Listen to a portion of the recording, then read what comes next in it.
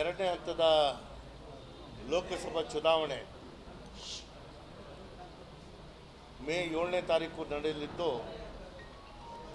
ಆ ಚುನಾವಣೆಯ ಪ್ರಯುಕ್ತ ಕಾಂಗ್ರೆಸ್ ಪಕ್ಷದ ಅಭ್ಯರ್ಥಿಯ ಪರ ಮತಯಾಚನೆ ಮಾಡೋಕ್ಕೆ ನಾನು ಇಂದು ರಾಯಚೂರಿಗೆ ಬಂದಿದ್ದೇನೆ. ರಾಯಚೂರು ನನಗೆ ರಾಜಕೀಯವಾಗಿ ಒಂದು ಶಕ್ತಿ ಕೊಟ್ಟಿರುವಂಥ ಜಿಲ್ಲೆ. ಈ ಜಿಲ್ಲೆಯ ಉಸ್ತುವಾರಿ ಸಚಿವನಾಗಿ ನಾನು ಸೇವೆ ಮಾಡುವಂಥ ಅವಕಾಶ ಕೂಡ ನನಗೆ ಸಿಕ್ಕಿತ್ತು. ವಿಶೇಷವಾಗಿ ರಾಯಚೂರು ಜಿಲ್ಲೆ ಕೃಷಿ ಪ್ರಧಾನ ಒಂದು ಜಿಲ್ಲೆ ಆಗಿದ್ದು, ರೈತರಿಗೆ ನೀರಾವರಿ ಯೋಜನೆಗಳು ಅದರ ಸೌಕರ್ಯಗಳನ್ನ ಹೆಚ್ಚು ಮಾಡಿಕೊಡ್ಬೇಕಾಗಿರುವಂಥದ್ದು ಯಾವುದೇ ಸರ್ಕಾರ ಬಂದರೂ ಅದರ ಕರ್ತವ್ಯ. ಕೇಂದ್ರದಿಂದ ರಾಜ್ಯಕ್ಕೆ ನಿರಂತರವಾಗಿ ಏನು ಅನ್ಯಾಯ ಆಗ್ತಾ ಇದೆ, ಕೇಂದ್ರ ಸರ್ಕಾರದ ಆಯವ್ಯಯದಲ್ಲಿ ಭದ್ರಾ ಮೇಲ್ದಂಡೆಯ ನೀರಾವರಿ ಯೋಜನೆಗಾಗಿ 5,300 ಕೋಟಿ ಪ್ರಸ್ತಾಪ ಮಾಡಿ ಆಯವ್ಯಯದಲ್ಲಿ ಆ ಹಣ ಕೂಡ ನಮಗೆ ಸಿಗದೇ ಇರುವಂಥದ್ದು, ಇದು ಬಿ ಜೆ ಪಿಯ ಒಂದು ರಾಯಚೂರು ಜಿಲ್ಲೆ ಮೇಲೆ ಇರುವಂತಹ ಪ್ರೀತಿ ಅಥವಾ ಕಾಳಜಿ ಏನು ಅನ್ನೋದು ಕೂಡ ನಮಗೆ ಗೊತ್ತಾಗುತ್ತೆ. ಬಹುಶಃ ಈ ಭಾಗದಲ್ಲಿ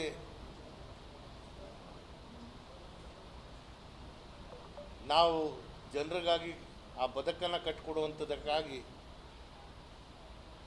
ನಾವು ಕೊಟ್ಟಿರುವಂಥ ಅನೇಕ ಕಾರ್ಯಕ್ರಮಗಳು ಕಲ್ಯಾಣ ಕರ್ನಾಟಕ ಅಭಿವೃದ್ಧಿ ಮಂಡಳಿಯಿಂದ ಬಹುಶಃ ಏನು ಕೆಲಸಗಳಾಗ್ತಾಯಿದೆ ಅದು ಜನರಿಗೆ ಭಾಳ ಅಭಿವೃದ್ಧಿ ಕಡೆಗೆ ಕೊಂಡೊಯ್ಯುವಂತಹ ಕಾರ್ಯಕ್ರಮಗಳು ನಾವು ಕಲ್ಯಾಣ ಕರ್ನಾಟಕ ಅಭಿವೃದ್ಧಿ ಮಂಡಳಿಯಿಂದ ಮಾಡೋಕ್ಕೆ ಸಾಧ್ಯ ಆಗ್ತಾಯಿದೆ. ಕೇಂದ್ರದಿಂದ ನಮಗೆ ಸಿಗಬೇಕಾಗಿರುವಂತಹ ಮಾನ್ಯತೆ ಸಿಗದೇ ಇರುವಂಥದ್ದು, ಅದರಲ್ಲೂ ವಿಶೇಷವಾಗಿ ತೀವ್ರತರವಾದಂತಹ ಬರವನ್ನು ನಾವು ಎದುರಿಸ್ತಾ ಇದ್ದೀವಿ. ರಾಜ್ಯದಲ್ಲಿ ನಮ್ಮ ಹಕ್ಕನ್ನು ನಾವು ಪಡ್ಕೋಬೇಕಾದ್ರೆ ಸರ್ವೋಚ್ಚ ನ್ಯಾಯಾಲಯಕ್ಕೆ ಹೋಗಿ ನಾವು ಪಡೆಯುವಂತಹ ಒಂದು ಸನ್ನಿವೇಶಕ್ಕೆ ಇತಿಹಾಸದಲ್ಲೇ ಮೊದಲ ಬಾರಿಗೆ ಇದು ನಮ್ಗೆ ಮುಂದೆ ಬಂದಿರುವಂಥದ್ದು. ಸರ್ವೋಚ್ಚ ನ್ಯಾಯಾಲಯ ನೀಡಿರುವಂಥ ತೀರ್ಪನ್ನು ಆಧರಿಸಿ ನಮಗೆ 18,834 ಕೋಟಿ ಬರಬೇಕಾಗಿದ್ದ ಜಾಗಕ್ಕೆ ಕೇವಲ 3,500 ಕೋಟಿ ಮಾತ್ರ ಇವತ್ತು ಬಿಡುಗಡೆ ಮಾಡುವಂಥ ಕೆಲಸ ಮಾಡಿದ್ದಾರೆ. ಇನ್ನೂ 15,000 ಕೋಟಿ ನಮಗೆ ಬರಬೇಕಾಗಿರುವಂಥದ್ದು. ಬರದ ಒಂದು ಆ ತೀವ್ರತರವಾದಂತಹ ಸಮಸ್ಯೆ ಎದುರಿಸ್ತಿರುವಂಥ ರೈತರಿಗೆ ರಕ್ಷಣೆ ಕೊಡುವಂಥದ್ದಕ್ಕೆ ನಮ್ಮ ರಾಜ್ಯದಿಂದ ಕಟ್ಟುವಂತಹ ತೆರಿಗೆ ಹಣದ ಬಾಬ್ತು ನಮ್ಗೆ ಸಿಗಬೇಕಾಗಿರುವಂಥದ್ದನ್ನು ನಾವು ಇಷ್ಟೆಲ್ಲ ಸಂಘರ್ಷ ಮಾಡಿ ತಗೊಳ್ಳುವಂತಹ ಸನ್ನಿವೇಶಕ್ಕೆ ನಮ್ಗೆ ತಂದು ನಿಲ್ಲಿಸಿದ್ದಾರೆ. ಗೃಹ ಸಚಿವರು ಎಲ್ಲರೂ ಇಲ್ಲೇ ಇದ್ದಾರೆ. ಆದರೆ ರಾಜ್ಯದ ಉದ್ದಕ್ಕೂ ಅವರ ಚುನಾವಣೆಯ ಭಾಷಣದ ವೇಳೆಯಲ್ಲಿ ರಾಜ್ಯಕ್ಕೆ ಸಿಗಬೇಕಾಗಿರೋ ಮಾನ್ಯತೆ ವಿಚಾರದಲ್ಲಿ ಮತ್ತು ಈ ಭಾಗಕ್ಕೆ ಕೊಡಬೇಕಾಗಿರುವಂಥ ಅವರ ಕಾರ್ಯಕ್ರಮಗಳು ಯಾವುದೂ ನಮ್ಮ ಮುಂದೆ ಇಲ್ಲ. ಆ ಕಾರಣಕ್ಕಾಗಿಯೇ ಸತ್ಯ ನುಡಿದಂತೆ ನಡೆದಿರುವಂಥದ್ದು. ನಾವು ಕೇವಲ ಆಶ್ವಾಸನೆಗಳು ಕೊಟ್ಟು ಯಾವುದೇ ಕಾರ್ಯಕ್ರಮ ಮಾಡದೇ ಇರುವಂಥದ್ದು ಬಿ ಜೆ ಪಿ. ಸತ್ಯ ಮತ್ತು ಸುಳ್ಳಿನ ನಡುವೆ ನಡೀತಾ ಇರುವಂಥ ಈ ಚುನಾವಣೆ. ಹಾಗಾಗಿ ಪ್ರಜ್ಞಾವಂತ ಜನರು ನಮ್ಮ ಜೊತೆ ನಿಲ್ತಾರೆ ಅನ್ನೋ ವಿಶ್ವಾಸ ನಮಗೆ. ನೋಡಿ, ಪ್ರಧಾನಿಗೆ ಮತಯಾಚನೆ ಮಾಡುವಂಥದ್ದಕ್ಕೆ ಯಾವುದೇ ಕಾರ್ಯಕ್ರಮಗಳಿಲ್ಲ. ಚುನಾವಣೆ ಬಂತು ಅಂದ ತಕ್ಷಣ ಬಿ ಜೆ ಪಿಯವರ ಬೇಳೆ ಬೇಯಿಸ್ಕೊಳ್ಳುವಂಥದ್ದಕ್ಕೆ ಮುಸ್ಲಿಂ ಹೆಸರೇ ಇಲ್ಲದೆ ಅವರು ಯಾವುದೇ ಕಾರ್ಯಕ್ರಮ ಮಾಡೋಕ್ಕಾಗಲ್ಲ. ಅವ್ರ ಮತಯಾಚನೆ ಸಂದರ್ಭದಲ್ಲಿ ಮಾತ್ರ ಮುಸ್ಲಿಮರನ್ನ ಬಳಕೆ ಮಾಡ್ಕೋತಾರೆ. ಇದನ್ನು ಭಾಳ ಸ್ಪಷ್ಟವಾಗಿ. ಎರಡನೇದು, ನಮ್ಮ ಪ್ರಣಾಳಿಕೆಯಲ್ಲಿ ಮುಸ್ಲಿಂ ಲೀಗಿನ ಒಂದು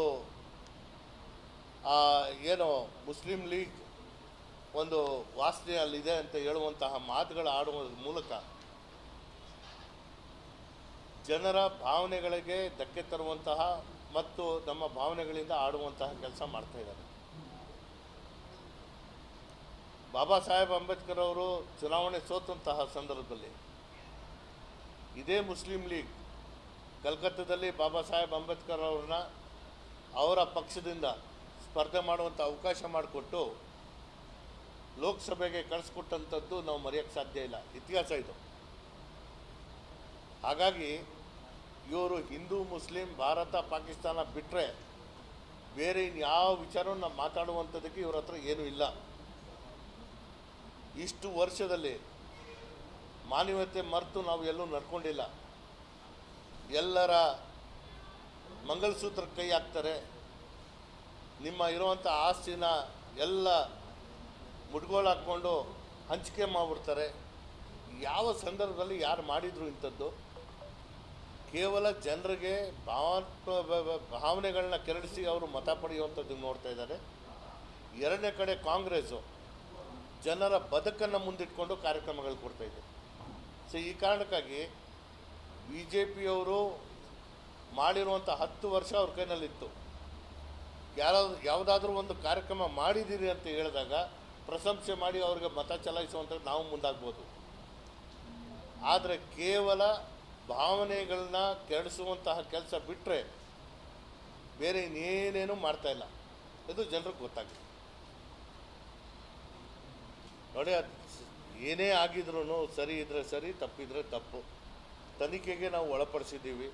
CID ತನಿಖೆ ಆಗ್ತಾಯಿದೆ. ಯಾರೇ ಆಗಿರ್ಬೋದು, SIT ಯಾರೇ ಆಗಿರ್ಬೋದು, ಮಹಿಳೆಯರ ಜೊತೆಗೆ ದೌರ್ಜನ್ಯ ಎಸಗಿರ್ಬೋದು ಅಥವಾ ಲೈಂಗಿಕ ಕಿರುಕುಳ ಕೊಟ್ಟಿರ್ಬೋದು, ಇದನ್ನು ವಿಡಿಯೋಗ್ರಾಫಿ ಮಾಡುವ ಮೂಲಕ ಏನು ಸಾಬೀತು ಮಾಡೋಕ್ಕೆ ಹೋಗಿದ್ದಾರೆ ಅನ್ನೋದು ಗೊತ್ತಿಲ್ಲ. ಇದು SITನಲ್ಲಿ ಬರುವಂತಹ ಅಂಶಗಳನ್ನ ಆಧರಿಸಿ ಅದರ ಮೇಲೆ ಕ್ರಮ ತಗೊಳ್ಳುವಂಥದ್ದಕ್ಕೆ ಮುಂದಾಗ್ತೀವಿ. ಅಷ್ಟೇ ಅಲ್ಲ, ಒಂದು ಮಹಿಳೆ ರೇವಣ್ಣವ್ರ ಮೇಲೇನೂ ದೂರು ಕೊಟ್ಟಿದ್ದಾರೆ. ಸೊ ಇದನ್ನು ತನಿಖೆಯ ನಂತರ ನಾವು ಅದರ ಮೇಲೆ ಹಾಕ್ಬೋದು. ಒಂದಂತೂ ಸ್ಪಷ್ಟವಾಗಿ ಹೇಳ್ತೇನೆ, ಇಲ್ಲಿ ಮಹಿಳೆಯರ ರಕ್ಷಣೆಗೆ ಒಂದು ಸಮಾಜ ಅನ್ನೋದು ಮಾನವೀಯತೆ ಇರುವಂಥವರು ನಿಲ್ಲಬೇಕಾಗಿರುವಂಥದ್ದು. ಅಷ್ಟು ಲಘುವಾಗಿ ನಾವು ಮಹಿಳೆಯರನ್ನ ಕಾಣಕ್ಕೆ ಸಾಧ್ಯ ಇಲ್ಲ. ಸತ್ಯ ಸಂಗತಿಗಳು ನಾವು ಕಣ್ಣಾರೆ ನೋಡಿರುವಂಥ ವಿಚಾರ ಅಲ್ಲ, ಇದು ಕೇಳ್ತಾ ಇದ್ದೀವಿ. ಆಘಾತ ಆಗಿದೆ. ಇಷ್ಟು ಪ್ರಮಾಣದಲ್ಲಿ ಲೈಂಗಿಕ ಕಿರುಕುಳ ಕೊಟ್ಟು ಈ ಮಟ್ಟದ ಒಂದು ಪ್ರಕರಣ ಆಗಿದೆ ಅಂತ ಹೇಳಿದಾಗ ನಾವೆಲ್ಲರೂ ತಲೆ ತಗ್ಗಿಸುವಂಥದ್ದು. ಸತ್ಯ ಸಂಗತಿ ಹೊರ ಬಂದ ಮೇಲೆ ನಾವು ಅದರ ಮೇಲೆ ಕ್ರಮ ತಗೊಳ್ಳೋಕ್ಕೆ ಸಾಧ್ಯ ಆಗುತ್ತೆ. ಬಟ್ ಒಂದಂತೂ ನಾನು ಸ್ಪಷ್ಟವಾಗಿ ಹೇಳ್ತೇನೆ, ಇಂಥ ಲೋಪ ಆಗಿದ್ದರೆ, ತಪ್ಪಾಗಿದ್ದರೆ ಕಠಿಣವಾದಂಥ ಶಿಕ್ಷೆ ಕೊಡಬೇಕು. ಸಚಿವರೊಬ್ಬರು ಹೇಳ್ತಾರೆ, ಸುಮಾರು 16 ವರ್ಷದ ವಯಸ್ಸಿನ ಮಹಿಳೆಯರಿಂದ 50 ವರ್ಷ ಅತ್ಯಾಚಾರ ನಡೆಸಿದಾರಂತ. ನೋಡಿ, ಒಂದಾಗಿದ್ರೂ ತಪ್ಪೇ. ಮಾಧ್ಯಮದಲ್ಲಿ 2800 ಅಂತ ಬರೆದಿರುವಂಥದ್ದು ಅದು ಯಾವ ಪ್ರಮಾಣದಲ್ಲಿ ಯಾವ ಗಾತ್ರದಲ್ಲಿ ಇದೆ ಅಂತ ನಾವು ಆಲೋಚನೆ ಮಾಡೋಕ್ಕಾಗಲ್ಲ. ನಾನಿಲ್ಲಿ ಪದೇ ಪದೇ ನಡೆದಿರುವಂಥ ಘಟನೆನ ವಿಶ್ಲೇಷಣೆ ಮಾಡಿ ಮಾತಾಡುವಂಥದ್ದಲ್ಲ. ಮಹಿಳೆ ಆ ಸ್ಥಾನಕ್ಕೆ ಅಗೌರವ ಆಗಿದೆ, ನ್ಯಾಯ ತರಿಸ್ಕೊಡುವಂಥ ಕೆಲಸಕ್ಕೆ ನಾವೆಲ್ಲರೂ ಜೊತೆಗೆ ನಿಲ್ತೀವಿ. ನಾನು ಅದನ್ನೇ ಹೇಳ್ತಿರೋವಂಥದ್ದು, ತಪ್ಪು ಮಾಡಿರೋನು ನೀರು ಕುಡಿಬೇಕು. ಇದು ಯಾವುದೇ ಕುಟುಂಬಕ್ಕೆ ಬೆರಳು ಮಾಡುವಂಥದ್ದು ಅಥವಾ ರಾಜಕಾರಣ ಮಾಡುವಂಥದ್ದಲ್ಲ. ನಾವು ಇಂಥ ವಿಚಾರಗಳಲ್ಲಿ ರಾಜಕಾರಣ ಮಾಡಲ್ಲ. ಸಾವಿನ ಮನೆಯಲ್ಲಿ ರಾಜಕಾರಣ ಮಾಡ್ತಿರೋದು ಯಾರು, ಮತ್ತು ಇಂಥ ಹೆಣ್ಮಕ್ಳ ವಿಚಾರದಲ್ಲೂ ರಾಜಕಾರಣ ಮಾಡ್ತಿರೋದು ಯಾರು ಅಂತ ಜನ ನೋಡ್ತಾ ಇದ್ದಾರೆ.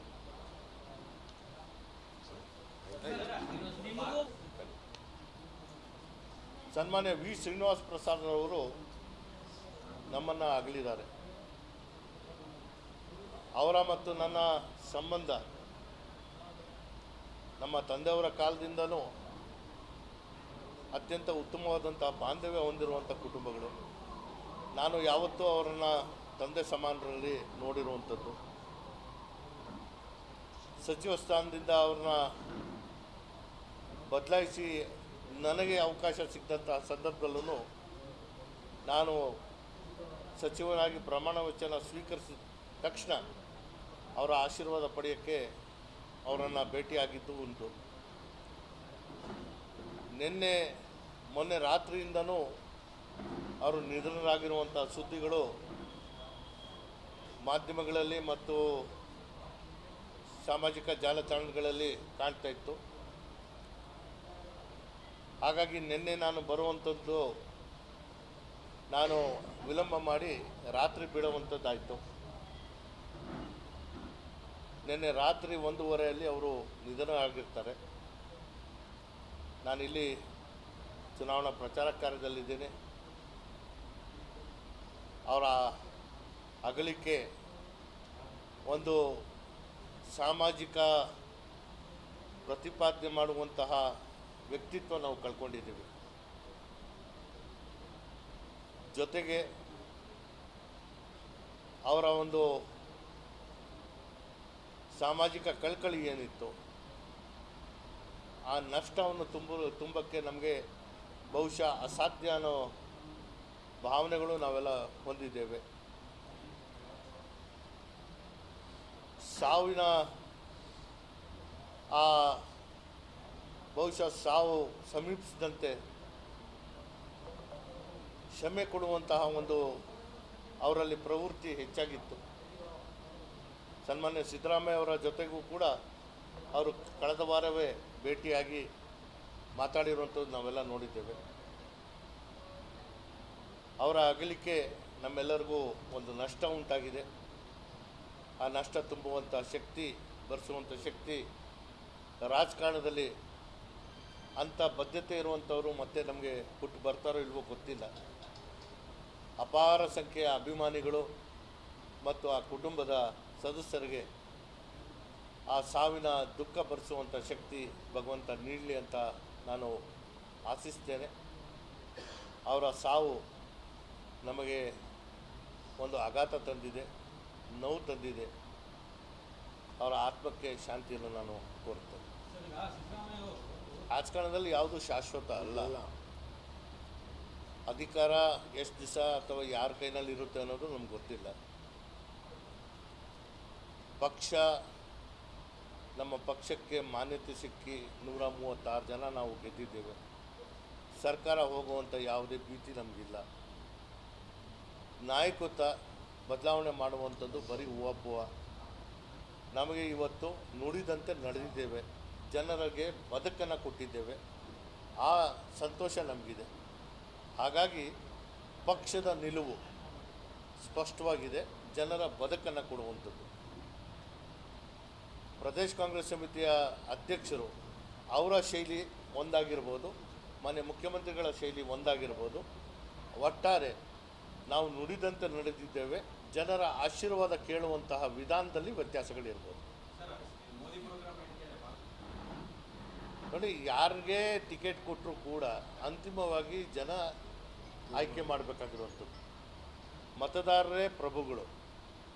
ನಾವು ಯಾರನ್ನೇ ತೊಗೊಂಡ್ಬಂದು ನಿಲ್ಲಿಸಿದ್ರು ಕೂಡ ಸೇವಕರನ್ನ ಆಯ್ಕೆ ಮಾಡ್ಕೋಬೇಕಾದ್ರೆ ಜನರ ಕೈನಲ್ಲಿರುವಂಥದ್ದು. ಸಂವಿಧಾನಬದ್ಧವಾದಂಥ ಹಕ್ಕು ಅವರ ಕೈಯಲ್ಲಿರುವಂತಹ ಆ ಅಸ್ತ್ರದ ಬಳಕೆ ಮತ ಹಾಕೋ ಮೂಲಕ ಅವರ ಪ್ರತಿನಿಧಿನ ಆಯ್ಕೆ ಮಾಡಬೇಕಾಗಿರುವಂಥದ್ದು. ನಮ್ಮ ಬಸವನಗೌಡರು ಯತ್ನಾಳವರು ಅವರು ಯಾವ ಪಕ್ಷದಲ್ಲಿದ್ದಾರೆ ಅಂತ ನನಗಂತೂ ಒಂದೊಂದು ಸತಿ ಸಂಶಯ ಬರುತ್ತೆ. ಅವರು ಇದ್ದಕ್ಕಿದ್ದಂಗೆ ಯಡಿಯೂರಪ್ಪ ಅವ್ರನ್ನೂ ಟೀಕೆ ಮಾಡ್ತಾರೆ, ಇದ್ದಕ್ಕಿದ್ದಂಗೆ ಸಿದ್ದರಾಮಯ್ಯ ಅವ್ರಿಗೂ ಟೀಕೆ ಮಾಡ್ತಾರೆ. ಅವರು ವಿಶ್ವಗುರುಗಳು ಸುಳ್ಳು ಹೇಳೋದ್ರಲ್ಲಿ. ಅವರ ಮಾತಿನಲ್ಲಿ ಯಾವುದೇ ಸತ್ಯಾಂಶ ಇಲ್ಲದೆ ಇರೋದ್ರಿಂದ ನಾವು ಮಾನ್ಯತೆ ಕೊಡೋದು ಬೇಡ.